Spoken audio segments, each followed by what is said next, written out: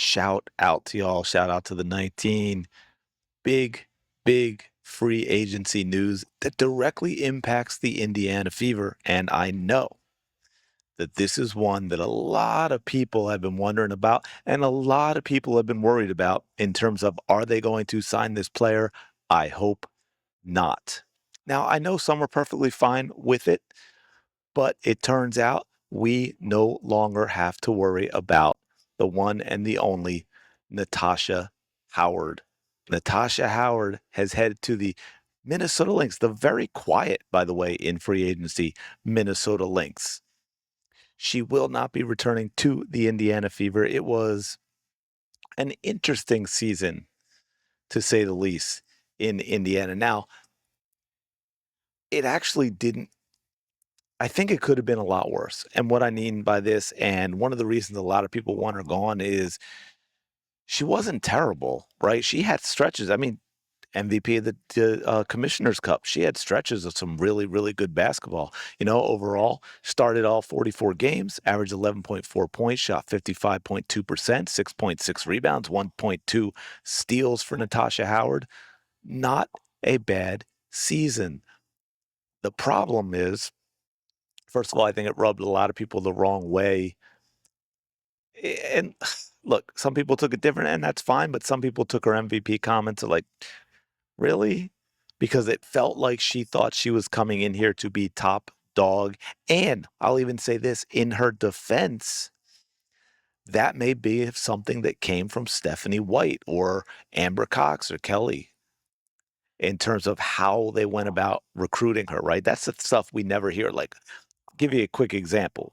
Ty Harris coming back to Indy, played for Stephanie White in Connecticut in 23 and 24, actually had a very solid season, flew under the radar, right? I don't remember anyone even talking about her, but was the starting point guard all season long, started 38 of the 40 games, played in 39 of the 40, averaged double digits, took Connecticut to the semifinals, right? They beat the Fever in the playoffs. So why is she coming here as a backup point guard behind Caitlin Clark, who plays about 33 to 37 minutes a game? Now, even if you reduce that, I'm thinking Caitlin Clark's sweet spot is still probably around 32. You were just starting and you did well. So I'm like, well, what was Stephanie White? What was Amber? What was Kelly? What were the words they were putting in Ty Harris's ears to entice her to come to Indiana? Unless Ty was perfectly happy with not playing a lot and just got a big bag. We don't know what the contract was. So I'm really interested to see how that goes. One of the things when she signed that initially flashed into my head, I know this is about Natasha Howard. I'm going to get there, I promise.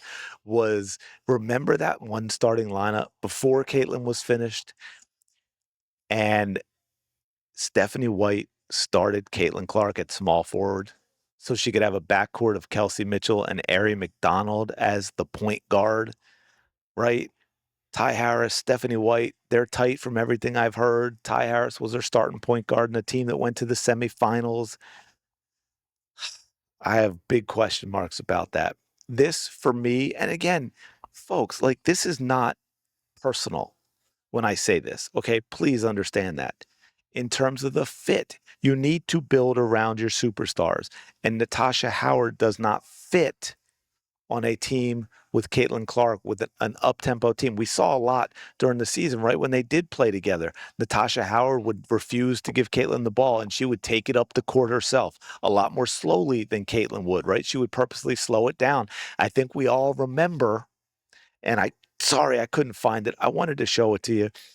When the ball went into Natasha Howard and Caitlin Clark, while the play is live, starts tying her shoe right there on the court. If that wasn't the biggest throwing of shade,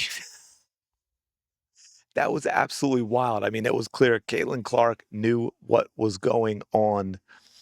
So this is addition by subtraction, okay? So I was really, really worried that as they got here near the end, this was going to be one of the signings but she went back to Minnesota where she has played before, signed a 2-year, $1.4 million deal.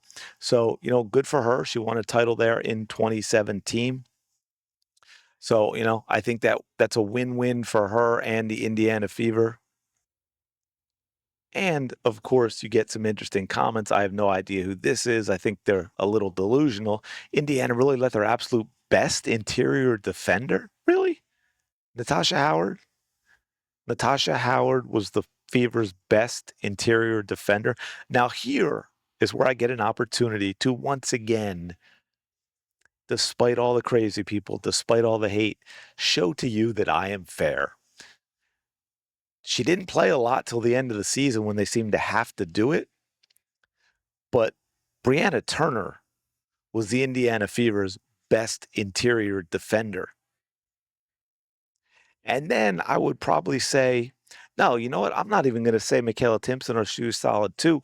I'm going to say Leah Boston, folks.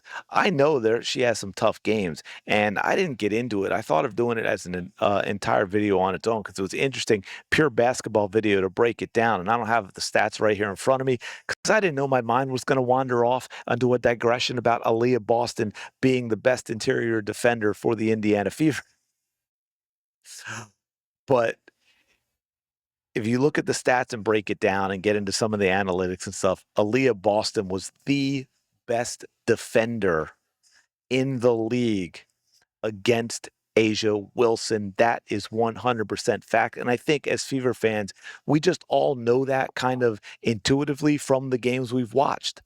Aaliyah Boston elevates her game for whatever reason. I don't know if it's because they were both at South Carolina, but Aaliyah Boston does a fantastic job against Asia Wilson. That is fact.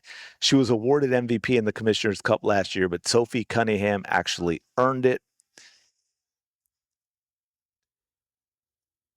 Fever couldn't afford $700,000 a year on an aging, inconsistent player. Happy for Howard to get her money. At first, I thought, because I'm reading these first time in the comments. Sometimes I do that, which is probably a little risky.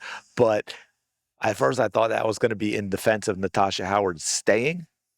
But, a lot of fans are like, yeah, good luck, appreciate you. I hope she does well. Again, that's what I'm saying. It's not personal. It's just Natasha Howard as a player does not fit in with a system you should be running with Caitlin Clark. Now, of course, there's the question of, is Stephanie White ever going to run? Is she going to pull a Christie Sides, wake up, have an epiphany, realize, hey, if I want to keep my job, I got to run an offense that says give the car keys to Caitlin Clark. So I want to finish up just as an update. Here's what we got. We have 9 players on this team now. Caitlin Clark, Kelsey Mitchell, Lexi Hull, Monique Billings, Aaliyah Boston, Sophie Cunningham, Michaela Timpson, Damiris Dantas, and Ty Harris. I don't know that we'll see another splash. There still are a lot of free agents out there. Most likely, maybe they're going to dip into the well and get someone like Bree Turner and beef up that interior for the Indiana Fever. But maybe not. I don't expect that we're going to see McDonald or Sims come back just because of the Ty Harris signing.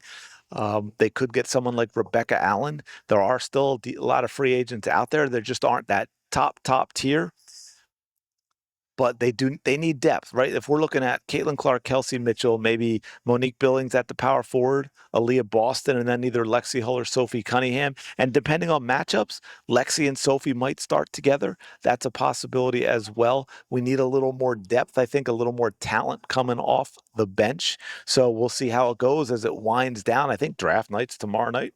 Unless you see this I'm recording this Sunday, but I might have been like, I don't like to put out a gazillion videos in a day, but sometimes it's feast or famine, y'all. I can't help it. Do me a favor. Let me know in the comments, happy or sad with Natasha Howard leaving. What do you think? Do you think the Fever make another splash in free agency? And I mean mid-level. They're not going out and giving a max contract, but something comparable to what Natasha Howard just got. Maybe $700K a year for 2 or 3 years, something like that. Let me know in the comments. Like, comment, subscribe, hype on mobile. I will talk to y'all later.